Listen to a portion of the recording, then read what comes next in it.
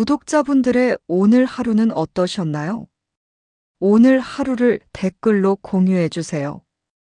구독, 좋아요, 알림 설정은 채널에 큰 힘이 됩니다. 항상 건강하시고 행복하세요. 아줌마, 여기가 어디라고 함부로 기어들어와? 목적이 뭐야?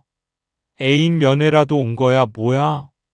새벽 공기가 서슬 퍼렇게 날이 선 계룡대 육군본부 정문 앞이었습니다.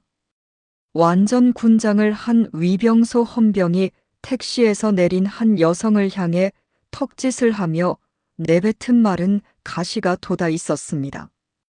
수수한 검은색 코트에 목도리를 두른 여성은 화장기 없는 얼굴로 헌병을 가만히 응시했습니다. 그녀의 이름은 이수연이었습니다. 대한민국 육군본부 감찰감이자 육군 역사상 최연소로 소장 계급장을 단 인물이었습니다. 707 특수임무단에서 전설로 불리던 그녀가 왜 사복 차림으로 이런 모욕을 견디고 있는지 헌병은 꿈에도 몰랐습니다. 박태식 중령을 만나러 왔습니다. 면회 신청은 이미 되어 있을 겁니다.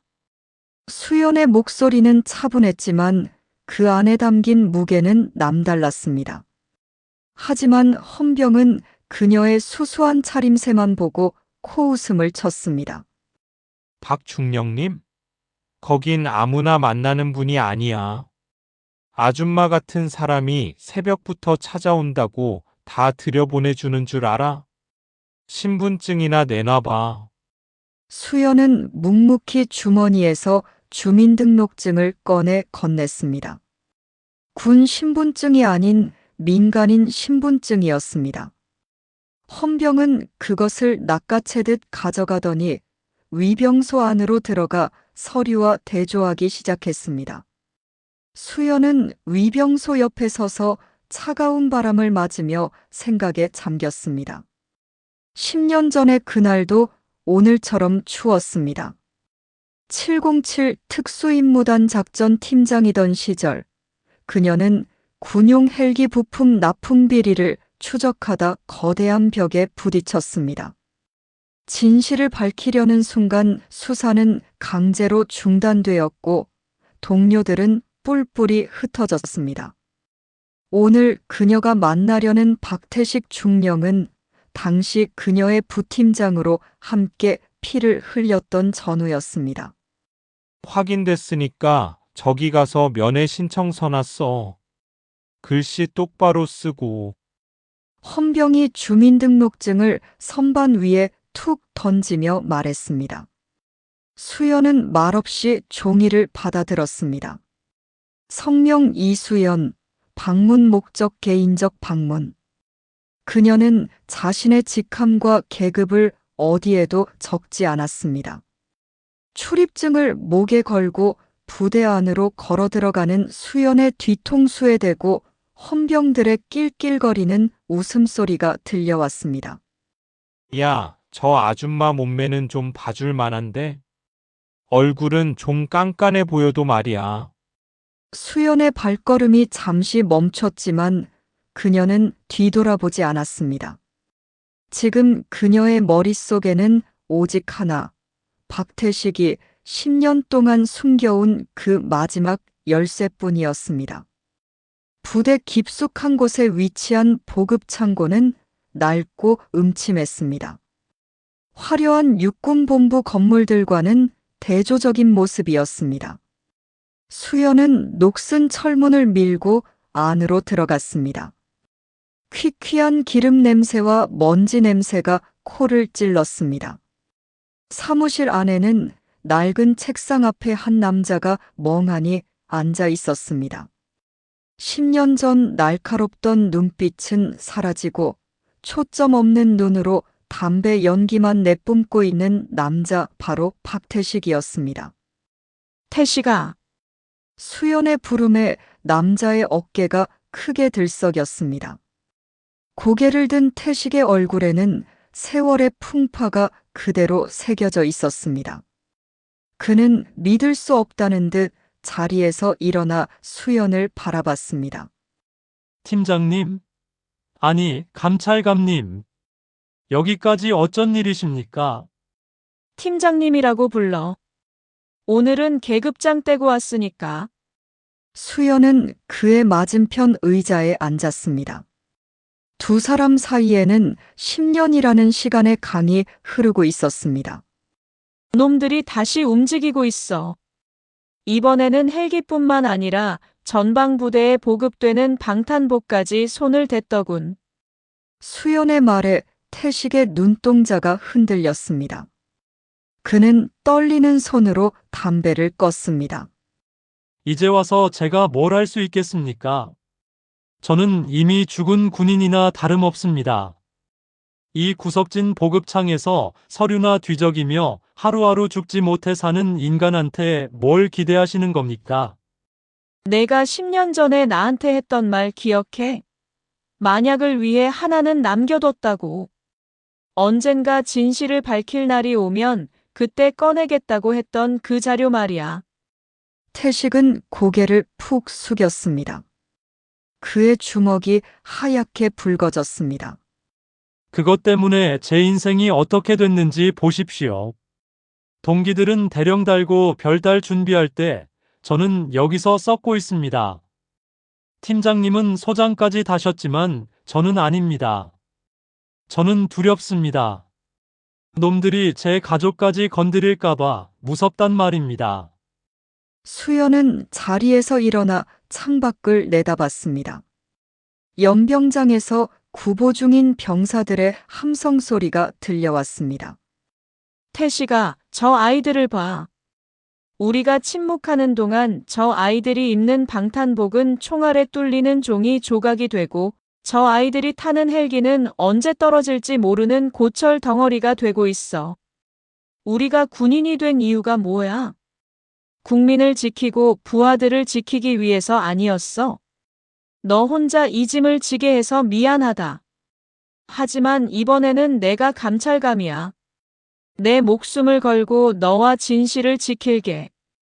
태식은 한참 동안 말이 없었습니다. 사무실 안에는 시계 초침 소리만이 공허하게 울려 퍼졌습니다. 마침내 태식이 무겁게 입을 열었습니다. 정말 끝낼 수 있겠습니까? 이번에도 중간에 멈추면 저는 정말 끝입니다.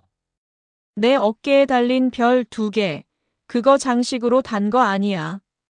놈들의 심장을 찌르는 칼날로 쓸 거야.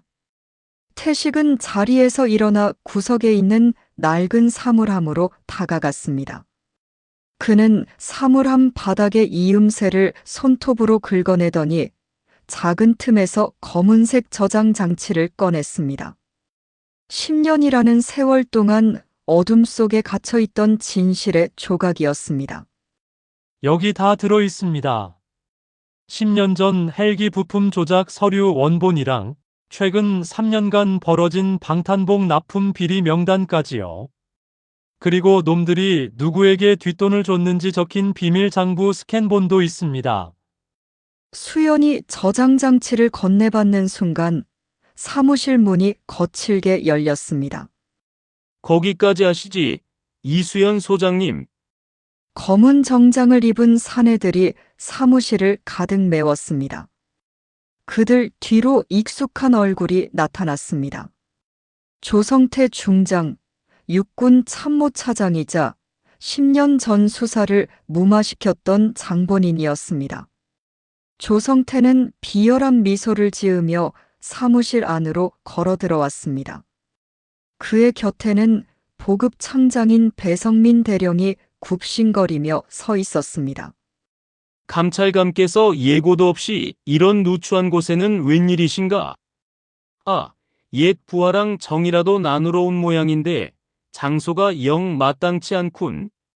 수연은 저장장치를 주머니 깊숙이 넣으며 조성태를 노려봤습니다.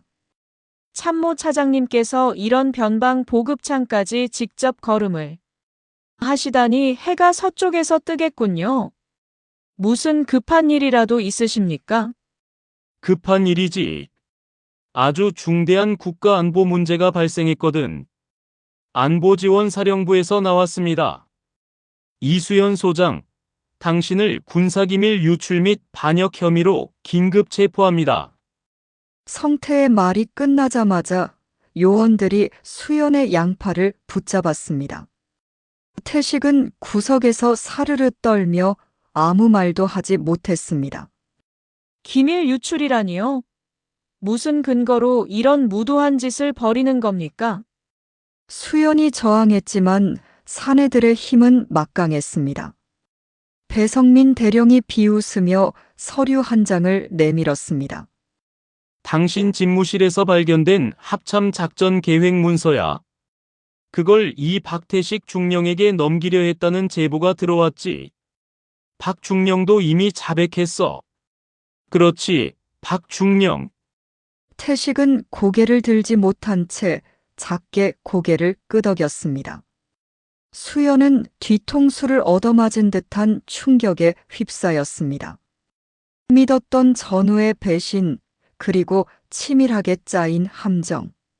모든 것이 그녀를 나락으로 떨어뜨리기 위해 준비된 연극이었습니다. 태식아, 내가 어떻게 나한테 이럴 수 있어? 수연의 외침은 공허한 메아리가 되어 돌아왔습니다. 그녀는 차가운 수갑이 손목을 파고드는 것을 느꼈습니다. 요원들은 그녀를 거칠게 끌고 나가 검은색 승합차에 태웠습니다. 차는 부대를 빠져나와 서울 서빙고에 위치한 안보지원사령부로 향했습니다. 지하 취조실은 차가운 냉기로 가득했습니다. 사방이 흰 벽으로 둘러싸인 그곳에서 수연은 의자에 묶인 채 홀로 남겨졌습니다. 몇 시간이 지났을까 문이 열리고 조성태가 들어왔습니다. 그는 테이블 위에 수연이 박태식에게서 받은 저장 장치를 내려놓았습니다. 이걸 찾나? 안타깝게도 이건 이제 아무런 힘이 없어. 우리가 이미 모든 전산 기록을 수정했거든.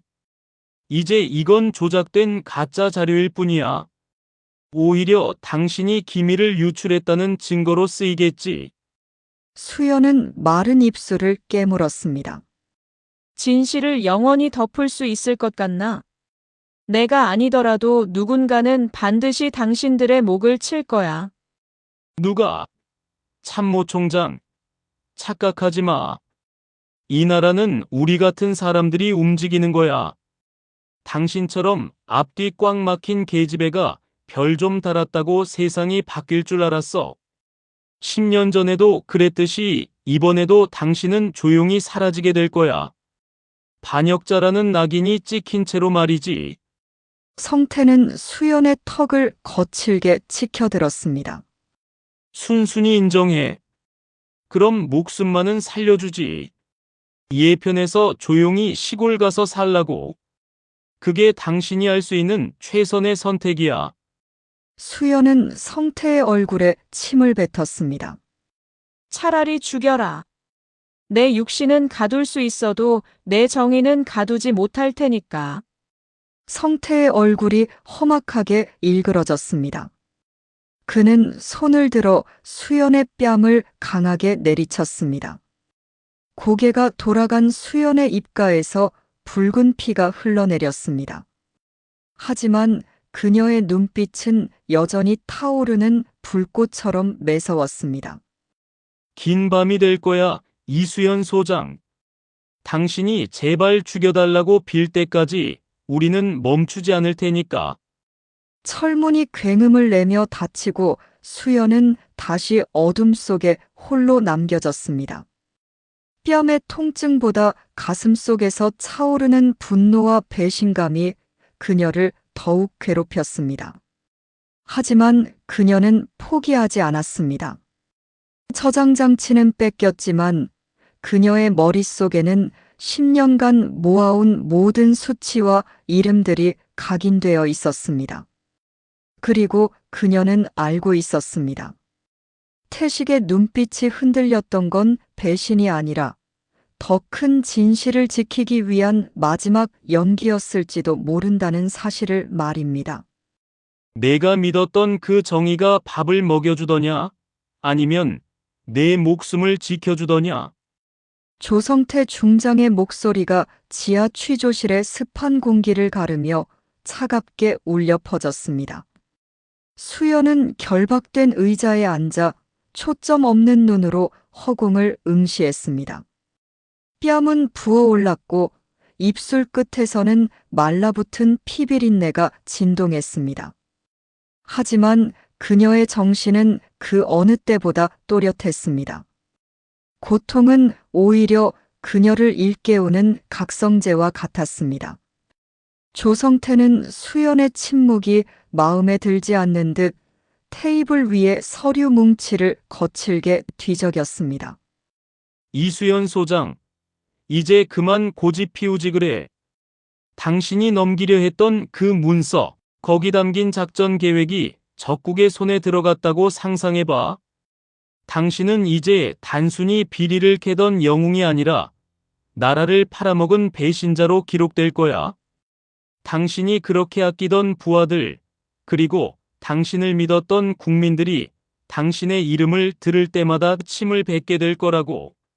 수연은 천천히 고개를 들어 성태를 바라봤습니다. 그녀의 눈동자에는 두려움 대신 깊은 멸시가 담겨 있었습니다. 당신이 말하는 그 국민들이 정말로 무서워하는 게 뭔지 알아? 적군의 총알보다 무서운 건 우리 군인이 입고 있는 방탄복이 가짜라는 사실이야. 헬기가 하늘에서 멈출지도 모른다는 공포, 그게 진짜 반역이지. 당신은 지금 그 추악한 진실을 덮으려고 나를 반역자로 몰고 있는 거야. 성태는 수연의 말에 코웃음을 치며 그녀의 턱을 다시 한번 움켜쥐었습니다. 진실은 이기는 자의 것이야. 당신이 여기서 죽어나가면 진실도 함께 묻히는 거지. 당신이 박태식에게서 받은 그 USB는 이제 당신의 죄를 입증할 증거물로 둔갑했어. 그 안에 든 파일들을 우리가 어떻게 바꿨는지 알아. 당신이 적국 공작원과 주고받은 암호문으로 가득 채워뒀지. 세상 사람들은 그걸 보고 당신을 욕하며 손가락질할 거야. 성태의 비열한 웃음소리가 취조실을 가득 메웠습니다. 그는 수연의 귓가에 대고 나지막이 속삭였습니다. 박태식 그놈은 똑똑해. 진작에 우리 밑으로 기어들어왔거든.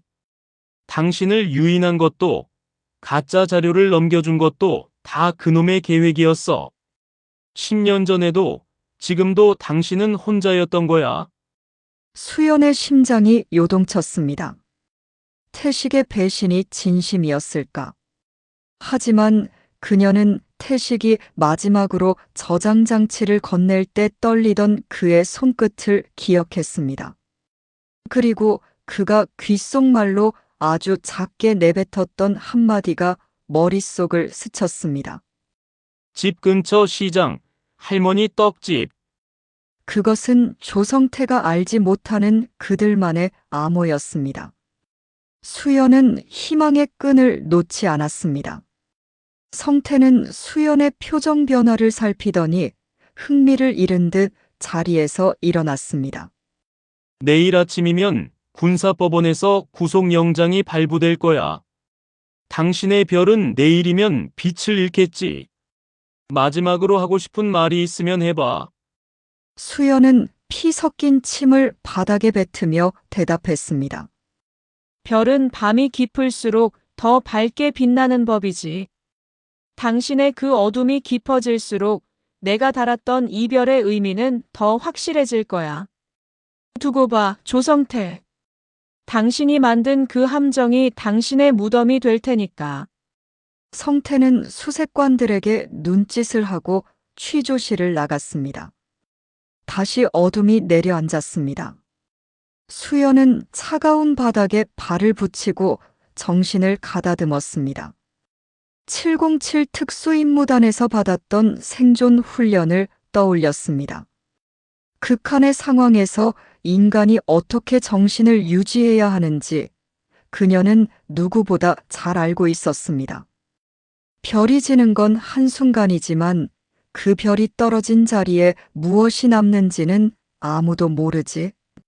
용산의 한 낡은 사무실, 김민철 변호사가 신문을 내려놓으며 한숨을 내쉬었습니다. 일면에는 이수연 소장의 체포 소식이 대대적으로 보도되어 있었습니다. 육군 최고의 엘리트 장교가 간첩 혐의로 체포되었다는 소식은 온 나라를 뒤흔들었습니다. 하지만 민철은 알고 있었습니다. 이것이 거대한 권력이 휘두르는 폭력이라는 것을 말입니다. 그때 사무실 문이 열리고 한 젊은 여성이 다급하게 들어왔습니다. 이수연의 전속 부관이었던 강혜리 중위였습니다. 그녀의 눈은 퉁퉁 부어 있었지만 눈빛만은 형형하게 빛나고 있었습니다. 변호사님, 이대로 계시면 안 됩니다. 소장님이 그럴 분이 아니라는 거 누구보다 잘 아시잖아요. 이건 명백한 함정입니다. 민철은 안경을 고쳤으며 해리를 진정시켰습니다. 강 중위님 마음은 알겠지만 지금은 신중해야 합니다. 상대는 육군 참모차장과 안보지원사령부입니다. 법대로 해서는 승산이 없어요. 그들은 이미 증거를 조작했고 언론까지 장악했습니다. 그럼 그냥 보고만 있겠다는 말씀이십니까? 아니요, 법이 아니라 진실로 싸워야 합니다. 이 소장님이 체포되기 전 제게 연락을 주셨습니다. 만약 자신에게 일이 생기면 대전 서구에 있는 한 전통시장을 찾아가라고 하셨죠. 그곳에 소장님이 숨겨둔 마지막 희망이 있다고 했습니다. 해리는 민철의 말에 눈을 번뜩였습니다. 대전 말씀이십니까? 제가 지금 당장 내려가겠습니다. 소장님이 믿을 수 있는 분은 이제 우리뿐입니다. 민철과 해리는 곧바로 차를 몰아 대전으로 향했습니다. 고속도로를 달리는 내내 해리는 수연과의 기억을 떠올렸습니다. 부하들을 위해 장군이라는 권위를 내려놓고 현장을 누비던 수연, 억울한 병사의 눈물을 닦아주던 그녀의 손길을 해리는 잊을 수 없었습니다. 대전 도마동 시장은 저녁 무렵에 활기로 가득했습니다. 수많은 인파 속에서 그들은 수연이 말한 할머니 떡집을 찾았습니다. 낡은 간판 아래 허리가 굽은 노인이 떡을 썰고 있었습니다. 민철이 다가가 수연이 알려준 암호를 건넸습니다. 소나무 그늘 아래서 쉬러 왔습니다. 노인의 손길이 멈췄습니다. 노인은 주변을 두리번거리더니 민철과 해리를 가게 안쪽 작은 방으로 안내했습니다. 방 안에는 뜻밖의 인물이 앉아 있었습니다. 박태식 중령이었습니다. 그는 더 이상 무기력한 모습이 아니었습니다. 오실 줄 알았습니다. 팀장님이 체포되셨다는 소식 듣고 여기서 기다리고 있었습니다. 해리가 분노를 참지 못하고 태식의 멱살을 잡으려 했습니다. 당신이 소장님을 배신했다면서요. 어떻게 그럴 수 있어? 태식은 해리의 손을 부드럽게 떼어내며 씁쓸하게 웃었습니다. 배신해야만 살릴 수 있었습니다. 제가 그곳에서 순순히 자료를 넘기고 자백하지 않았다면 팀장님은 그 자리에서 사살당했을 겁니다. 조성태는 그런 인간입니다. 제가 넘겨준 USB는 가짜였습니다. 진짜는 여기 있습니다. 태식은 노인이 건네준 떡 상자 밑바닥에서 또 다른 저장 장치를 꺼냈습니다. 이 안에는 지난 10년간의 모든 비리 증거뿐만 아니라 이번에 조성태가 팀장님을 함정에 빠뜨리기 위해 모의했던 대화 녹취록까지 들어 있습니다. 제가 목숨 걸고 도청해서 얻어낸 겁니다. 민철의 손이 떨렸습니다. 이것만 있다면 전세를 역전시킬 수 있었습니다. 하지만 문제는 이 자료를 어떻게 세상에 알리느냐였습니다. 안보사가 모든 통신망을 감시하고 있습니다. 언론에 보내도 중간에 차단당할 게 분명합니다. 유일한 방법은 며칠 뒤에 있을 국회 국정감사입니다. 그곳은 생중계가 되는 곳이니까요. 전쟁은 총으로만 하는 게 아니야. 혀와 펜, 그리고 진실로 하는 전쟁이 진짜 전쟁이지. 국방위원회 국정감사가 열리는 날 아침, 수연은 헌병들에 둘러싸인 채 여의도 국회의사당으로 이송되었습니다. 그녀의 몸은 여전히 만신창이었지만 군복을 갖춰 입은 그녀의 모습은 서슬 퍼런 위엄을 내뿜고 있었습니다. 어깨에 달린 별 2개는 아침 햇살을 받아 눈부시게 빛났습니다. 회의장 입구에는 수많은 기자가 몰려들었습니다. 조성태 중장은 여유로운 표정으로 의원들과 악수를 하며 승리를 확신하고 있었습니다. 그는 수연이 오늘 증인석에서 자신의 죄를 자백할 것이라 믿었습니다. 수연의 가족을 인질로 잡고 협박했다는 보고를 받았기 때문입니다. 회의가 시작되자 국방위원장이 의사봉을 두드렸습니다. 오늘 국정감사에서는 이수연 소장이 군사기밀 누설 사건과 관련하여 질의를 시작하겠습니다. 증인 이수연 소장, 발언대로 나오십시오. 수연은 한 걸음 한 걸음 무겁게 발걸음을 옮겼습니다. 모든 카메라가 그녀를 향했습니다. 조성태는 차가운 미소를 지으며 수연을 바라봤습니다. 증인, 사실대로 말하십시오. 당신이 박태식 중령을 통해 적국의 작전 문서를 넘기려 했던 사실을 인정합니까? 국방위원의 질문에 회의장은 찬물을 끼얹은 듯 조용해졌습니다. 수연은 마이크 앞에 서서 조성태를 똑바로 응시했습니다. 그리고 입을 열었습니다.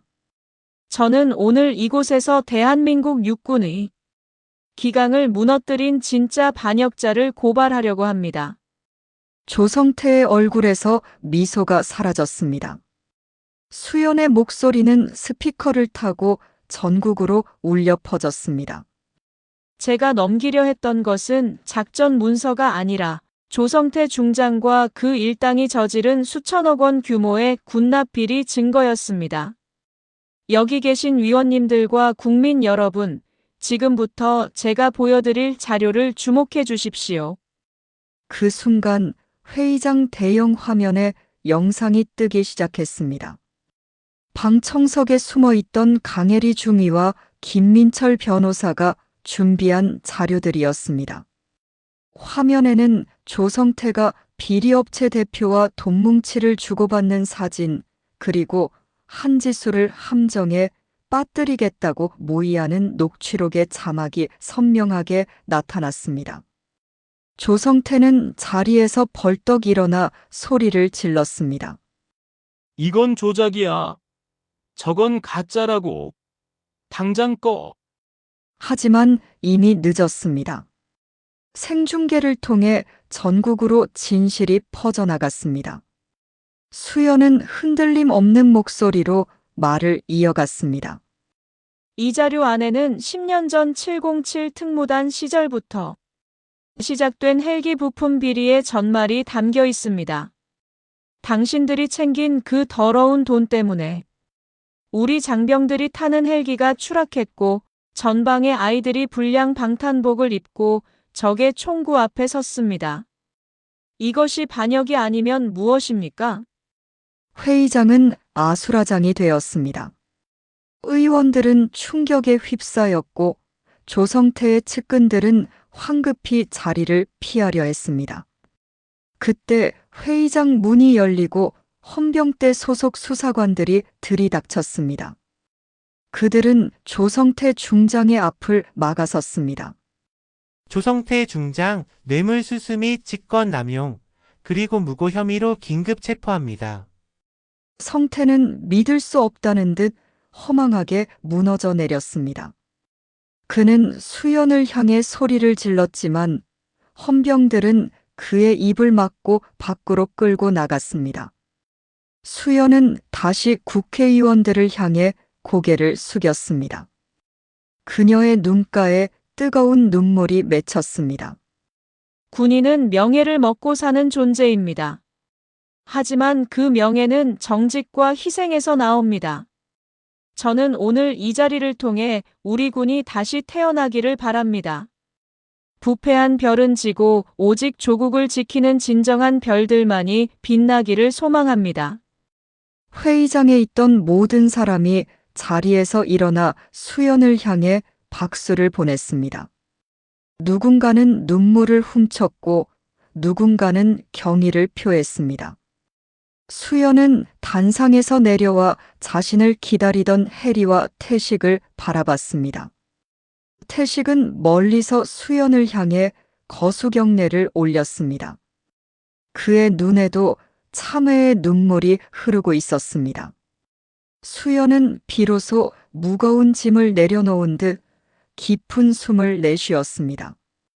긴 밤이 지나고 마침내 정의의 새벽이 밝아오고 있었습니다. 사람들은 말하더군. 별 하나가 떨어지면 어둠이 더 짙어질 거라고. 하지만 틀렸어. 썩은 별이 떨어져야 비로소 진짜 새벽이 오는 법이지. 국정감사장에서의 폭로 이후 계룡대 육군본부는 그야말로 거대한 소용돌이에 휩싸였습니다. 조성태 중장이 수갑을 찬 채 끌려나가는 모습은 실시간으로 전국에 중계되었고 그 여파는 상상 이상이었습니다. 수연은 감찰관 직무로 복귀하자마자 가장 먼저 서류 가방을 챙겼습니다. 그녀의 눈은 며칠간 잠을 이루지 못해 충혈되어 있었지만 눈빛만은 날카로운 서슬이 퍼렇게 살아 있었습니다. 수연은 감찰실 요원들과 함께 조성태의 집무실을 전격 압수수색했습니다. 화려한 가구와 고급스러운 장식품들로 가득한 그곳은 군인의 집무실이라기보다 부패한 사업가의 사무실 같았습니다. 수연은 책상 뒤편 금고를 가리켰습니다. 열어. 수연의 단호한 명령에 요원들이 장비를 동원해 금고를 개방했습니다.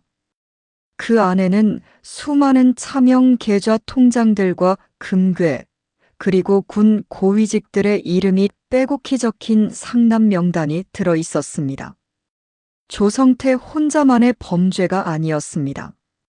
군 내부에 깊게 뿌리내린 거대한 부패의 사슬이 마침내 세상 밖으로 그 흉측한 모습을 드러낸 순간이었습니다. 수연은 명단을 훑어내려가며 입술을 지그시 깨물었습니다. 거기에는 평소 존경받던 선배들과 함께 훈련했던 동료들의 이름도 섞여 있었습니다. 가슴 한구석이 저릿했지만 그녀는 멈추지 않았습니다. 이 명단에 적힌 인원 전원을 즉시 소환해. 지휘고하를 막론하고 단 한 명도 예외는 없다. 한편 대전 보급창에서 10년간 숨죽이며 살아온 박태식 중령은 마침내 정식 수사관들에 의해 보호받으며 육군본부로 이송되었습니다. 그는 수연의 집무실 앞에서 잠시 망설이다 문을 두드렸습니다. 수연은 서류를 보던 눈을 들어 태식을 바라봤습니다. 들어와, 박중령.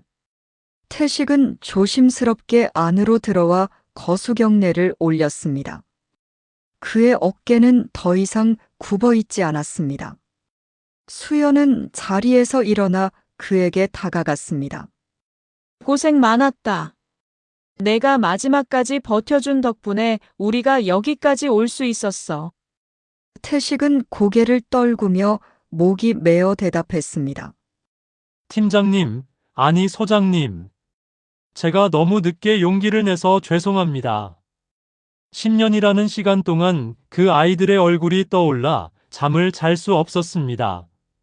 수연은 태식의 어깨를 굳게 잡았습니다. 아니야. 내가 남겨둔 그 자료들이 없었다면 이번에도 우리는 어둠 속에서 길을 잃었을 거야. 이제 내 명예를 되찾을 시간이야. 군 검찰의 모든 것을 사실대로 말해. 내가 뒤에서 너를 지킬게.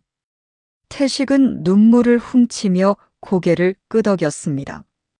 육군본부 연병장에는 오랜만에 맑은 바람이 불어왔습니다. 부패한 별들이 하나둘씩 떨어져 나가는 동안 그 빈자리를 채우는 것은 요란한 구호가 아니라 묵묵히 자기 자리를 지키는 진실한 군인들의 숨소리였습니다. 수연은 창밖을 보며 다짐했습니다. 이 청소는 이제 시작일 뿐이라고 말입니다. 군복에 묻은 흙먼지는 털어내면 그만이지만 영혼에 묻은 비겁함의 얼룩은 피로 씻어도 남는 법이라네. 수연은 잠시 업무를 멈추고 인천에 있는 한 공동묘지를 찾았습니다. 찬바람이 부는 언덕배기, 이름 없는 묘비 앞에 그녀는 국화 한 송이를 내려놓았습니다. 그곳은 10년 전 불량 부품으로 인한 헬기 추락 사고로 목숨을 잃은 막내 대원 정우의 무덤이었습니다. 수연은 묘비에 묻은 마른 흙을 손으로 정성스럽게 닦아냈습니다. 정우야, 많이 늦었지? 누나가, 아니 팀장님이 약속 지켰어. 너를 차가운 땅 속으로 보냈던 그 인간들, 이제 다 죗값 치르게 됐어. 내가 입고 있던 그 방탄복이, 내가 타고 있던 그 헬기가 왜 그랬는지 이제 세상이 다 알아. 수연의 목소리가 가늘게 떨렸습니다. 당시 정우는 갓 임관한 신참이었습니다. 누나가 군대 가면 맛있는 거 사주겠다고 약속했던 그 밝은 미소는 차가운 쇳덩이 속에서 사라졌습니다. 그때 수연은 힘이 없어 진실을 묻어야만 했습니다. 그 죄책감이 지난 10년간 그녀를 채찍질해왔던 것입니다. 뒤에서 강혜리 중위가 조용히 다가와 수연의 어깨에 외투를 걸쳐주었습니다. 소장님, 돌아가실 시간입니다. 참모총장님과의 면담이 예정되어 있습니다. 수연은 눈물을 훔치고 자리에서 일어났습니다. 강중희, 너는 군인이 왜 강해져야 한다고 생각하니? 혜리는 잠시 생각하다가 씩씩하게 대답했습니다. 적을 이기기 위해서입니다. 수연은 고개를 저으며 나지막이 말했습니다. 아니야. 적을 이기는 것은 군인의 숙명이지만 강해져야 하는 이유는 약한 사람들을 지키기 위해서야. 권력에 눈이 멀어 부하들의 생명을 담보로 도박을 하는 인간들로부터 우리 아이들을 지키는 것. 그게 진짜 강함이지. 수연은 묘지를 내려오며 다시금 마음을 다잡았습니다. 수사가 진행될수록 조직 내부의 반발은 거세졌습니다. 기득권을 잃지 않으려는 이들은 수연을 향해 온갖 비방과 협박을 일삼았습니다. 심지어 그녀의 개인적인 사생활까지 들추며 흔들려 했습니다. 하지만 수연은 눈 하나 깜짝하지 않았습니다. 그녀에게는 이미 잃을 것이 없었습니다. 오직 죽어간 아이들에게 진 빚을 갚아야 한다는 일념뿐이었습니다. 서울의 야경이 내려다 보이는 육군본부 집무실로 돌아온 수연은 책상 위에 놓인 수천 장의 서류를 다시 살리기 시작했습니다. 그것은 단순히 숫자가 적힌 종이가 아니었습니다. 누군가의 아버지고 아들이며 형제인 이들의 생명이 걸린 기록이었습니다. 그녀는 밤새 불을 밝히며 부패의 마지막 뿌리까지 찾아내기 위해 펜을 굴렸습니다. 칼날은 쓸수록 무뎌지지만 진실의 칼날은 휘두를수록 더 날카롭게 일어서는 법이지. 조성태와 그 일당에 대한 최종 재판이 열리는 날 수연은 법정의 증인석에 다시 섰습니다. 피고인석에 앉은 조성태는 과거의 위풍당당하던 모습은 온데간데 없고 수의를 입은 채 초라하게 고개를 숙이고 있었습니다. 그는 끝까지 자신의 혐의를 부인하며 시스템의 문제라고 변명했습니다. 수연은 판사를 향해 준비한 마지막 자료를 제출했습니다. 그것은 조성태가 비리를 덮기 위해 희생시켰던 장병들의 유가족들이 보낸 편지들이었습니다. 존경하는 재판장님. 피고인은 이것을 관행이라 말하고 시스템의 한계라고 변명합니다. 하지만 여기 적힌 수많은 눈물은 관행이라는 말로 닦이지 않습니다. 피고인이 챙긴 돈뭉치 하나하나에는 우리 젊은이들의 생명값이 담겨 있습니다. 군대의 기강은 엄격한 처벌에서 나오는 것이 아니라 정직한 책임에서 나옵니다. 수연의 진술이 끝나자 법정 안은 숙연해졌습니다. 결국 재판부는 조성태에게 무기징역을, 관련자들에게는 법정 최고형을 선고했습니다. 10년을 끌어온 긴 싸움이 마침내 마침표를 찍는 순간이었습니다. 재판이 끝나고 법정 밖으로 나온 수연에게 수많은 기자가 몰려들었습니다. 차기 참모총장 후보로 거론되는 그녀의 행보에 모두가 주목하고 있었습니다. 하지만 수연은 마이크 앞에 서서 예상 밖의 발표를 했습니다. 저는 오늘부로 대한민국 육군 소장직에서 물러나고자 합니다. 현장은 큰 충격에 빠졌습니다. 최고의 명예를 누릴 수 있는 순간에 스스로 내려오겠다는 결단에 모두가 웅성거렸습니다. 강혜리 중위와 박태식 중령도 놀란 표정으로 수연을 바라봤습니다. 저는 지난 10년간 오직 이 순간만을 위해 달려왔습니다. 부패한 자들을 몰아내고 진실을 밝히는 것이 저의 마지막 임무였습니다. 이제 그 임무가 끝났으니 저는 평범한 시민으로 돌아가려 합니다. 군의 미래는 저 같은 사람이 아니라 오늘 이 사건을 교훈 삼아 새롭게 일어설 젊은 장교들의 몫입니다. 수연은 어깨에 달린 2개의 별을 가만히 어루만졌습니다. 그 별은 그녀에게 권력의 상징이 아니라 무거운 책임의 징표였습니다.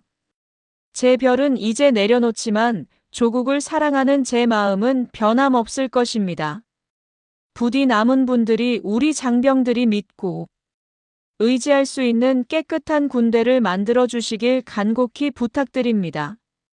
수연은 정중하게 거수경례를 올리고 기자회견장을 떠났습니다. 뒤를 따르려는 해리를 수연은 부드럽게 만류했습니다. 강중희, 너는 남아서 내가 다 하지 못한 일들을 해줘. 너 같은 사람이 군의 중심이 되어야 해. 그게 내가 너에게 내리는 마지막 명령이다. 해리는 눈물을 닦으며 차렷 자세로 경례를 올렸습니다. 네, 알겠습니다. 소장님. 아니, 이수연 선배님. 선배님이 가르쳐 주신 그 길 절대 잊지 않겠습니다. 수연은 국회의사당 계단을 내려와 멀리 남산타워가 보이는 서울의 하늘을 바라봤습니다. 가슴속을 짓누르던 돌덩이가 사라진 듯 가벼운 바람이 그녀의 뺨을 스쳤습니다. 그녀는 이제 군인이 아닌 그저 이 땅을 사랑하는 한 사람의 여인으로 천천히 걸음을 옮겼습니다. 계급장은 어깨에서 내려놓았지만 그 무게는 여전히 가슴 깊은 곳에 앙금처럼 남아 있었습니다. 저녁 신고를 마치고 육군본부 정문을 나서던 날 수연은 자신을 조롱했던 그 위병소 헌병들과 다시 마주쳤습니다. 이제는 사복 차림의 평범한 여성이 된 그녀를 보며 헌병들은 당황한 기색이 역력했습니다.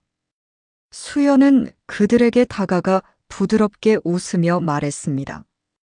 군복은 권력을 휘두르라고 입는 게 아니라 누군가를 지키라고 입는 거야. 다음에 오는 사람에게는 아줌마라고 부르기 전에 그 사람이 왜 이곳을 찾았는지, 먼저 물어봐 주겠니?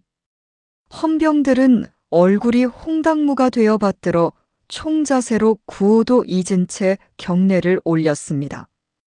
수연은 가벼운 발걸음으로 부대를 떠나 대전의 한적한 동네로 향했습니다.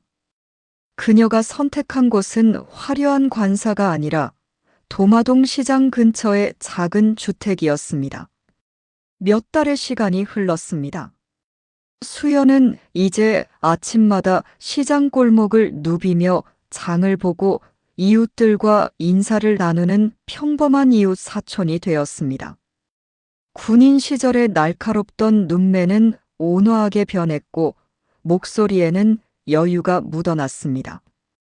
그러던 어느 주말 수연의 집 앞 마당에 검은색 승용차 한 대가 멈춰 섰습니다. 차에서 내린 사람은 정복을 정결하게 차려입은 박태식 중령이었습니다. 그는 수연을 보자마자 마당으로 뛰어들어와 절도 있게 경례를 올렸습니다. 선배님, 그동안 평안하셨습니까? 수연은 상추를 따던 손을 멈추고 웃으며 그를 맞이했습니다. 박중령, 이제는 제발 그 딱딱한 경례 좀 그만해. 나는 이제 그냥 동네 아줌마라니까. 두 사람은 툇마루에 앉아 시원한 보리차를 나누어 마셨습니다. 태식은 복직된 후 육군본부의 청렴조사팀을 맡게 되었다는 소식을 전했습니다. 조성태 일당이 뿌려놓은 독소들을 제거하고 새로운 군수 체계를 세우는 막중한 임무였습니다. 팀장님이 닦아놓으신 길을 따라가다 보니 이제야 군인이 된 것 같습니다. 요즘은 잠도 아주 잘 옵니다. 정우 어머니도 가끔 연락을 주십니다. 수사 결과 덕분에 아들의 명예가 회복되어 이제야 한을 풀었다고 전해달라 하셨습니다. 수연은 먼 하늘을 바라보며 나지막이 대답했습니다. 다행이구나. 우리가 했던 일이 누군가의 눈물을 닦아줄 수 있었다면 그걸로 충분해. 태식아, 너는 절대로 그 자리에 앉아 있을 때 아래를 내려다보지 마. 항상 내 옆에 있는 부하들의 눈을 봐. 그 눈에 담긴 두려움을 읽어낼 줄 아는 사람이 진짜 지휘관이야. 태식은 수연의 조언을 가슴에 새기듯 고개를 깊게 끄덕였습니다. 그때 대문 밖에서 아이들의 웃음소리와 함께 왁자지껄한 소리가 들려왔습니다. 수연의 전속 부관이었던 강혜리 중위와 10년 전 사고로 숨진 장병들의 유가족들이었습니다. 그들은 수연이 은퇴했다는 소식을 듣고 고마움을 전하기 위해 떡과 과일을 한가득 들고 찾아온 것이었습니다. 작은 마당은 순식간에 온기로 가득 찼습니다. 정우의 어머니는 수연의 손을 꼭 잡고 놓지 않았습니다. 이 소장님, 아니 선생님. 우리 정우가 하늘에서 참 좋아할 거예요. 나라를 지키러 간 자식이 개죽음을 당한 줄 알고. 평생 가슴에 대못을 받고 살았는데 선생님 덕분에 이제는 우리 아들이 자랑스러운 군인이었다고 말할 수 있게 됐어요. 정말 고맙습니다. 어머니의 거친 손등 위로 수연의 따뜻한 눈물이 떨어졌습니다. 수연은 어머니를 품에 꼭 안아주었습니다. 어머니, 제가 더 죄송합니다. 너무 늦었습니다. 하지만 이제 정우는 영원히 우리 군의 명예로운 이름으로 남을 거예요. 제가 약속드려요. 그날 저녁 수연은 홀로 마당에 앉아 밤하늘을 올려다보았습니다. 어깨에 달았던 2개의 별은 이제 없었지만 밤하늘에는 수만 개의 별이 반짝이고 있었습니다. 수연은 깨달았습니다. 진정한 명예는 어깨에 다는 금속 조각에 있는 것이 아니라 사람들의 마음속에 남기는 따뜻한 흔적에 있다는 사실을 말입니다. 그녀가 10년 넘게 싸워온 것은 단순히 부패한 권력이 아니었습니다. 그것은 바로 우리 사회의 무관심과 비겁함이었습니다. 수연은 자신의 희생을 통해 진실이 얼마나 힘이 센지, 그리고 용기가 어떻게 세상을 바꾸는지 증명해 보였습니다.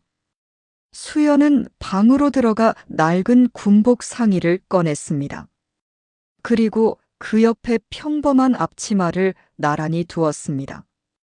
군복이 지켰던 것이 조국이라면 이 앞치마가 지킬 것은 소박한 일상의 평화였습니다. 수연은 이제 더 이상 악몽을 꾸지 않았습니다. 그녀의 귓가에는 전장의 포성 대신 이웃들의 정겨운 웃음소리가 들려왔고, 그녀의 손에는 칼날 대신 누군가를 먹일 따뜻한 밥그릇이 들려 있었습니다. 별은 지는 것이 아니라 자리를 옮겨 더 낮은 곳을 비추는 것뿐이었습니다.